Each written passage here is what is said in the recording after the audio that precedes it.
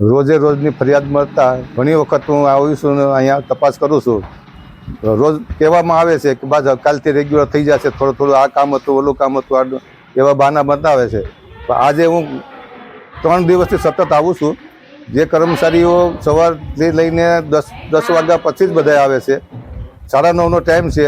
ઉપતા અધિકારીને આ ફોન કરવામાં સવારે ફોન કર્યો, એને વાતે જણાવતા મેં એને કીધું કે 10 વાગ્યાનો નથી, પણ 9:30નો ટાઈમ છે, હજી સુધી આવ્યા નથી. હું નથી આવ્યા એવો મને જવાબ આપ્યો છો. પણ આવી રીતે રોજે રોજ આમ જ હાલે છે ઘણા સમયથી. અહીંયા 1 વાગ્યા પછી 3 વાગ્યા પછી આવજો, 1 વાગ્યા બંધ થઈ ગયું છે, અત્યારે જમવાનો ટાઈમ છે. હું મિતેશ બારડ અહીંયા મેડિકલ ઓફિસર તરીકે ફરજ બજાવું છું.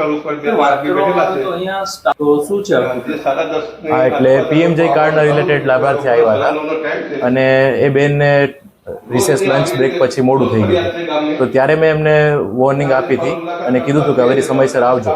પણ તોય પછી આજે પાછું એવું થયું કે સવારે બે ટાઈમે ન આવ્યા, એટલે હવે મારા તરફથી પગલાં લેવામાં આવ્યા છે. નોટિસ આપી દીધી છે મેં એમને, અને આગળ જો હજી આવું થશે તો કડક પગલાં લેવામાં આવશે. બીજા સ્ટાફને જાણકારી આપી દીધી છે કે બધાને ટાઈમ ટુ ટાઈમ હાજર રહેવું.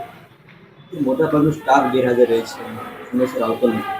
ના, એવું કશું નથી કે મોટાભાગનો સ્ટાફ ગેરહાજર રહે છે. બધા સમયસર જ આવે છે. લંચ બ્રેકમાં કોઈ ઘરે નથી જતું. જે પણ મેડિકલ રિલેટેડ સ્ટાફ છે એ બધા અહીંયા જ લંચ કરે છે. ખાલી ક્યારેક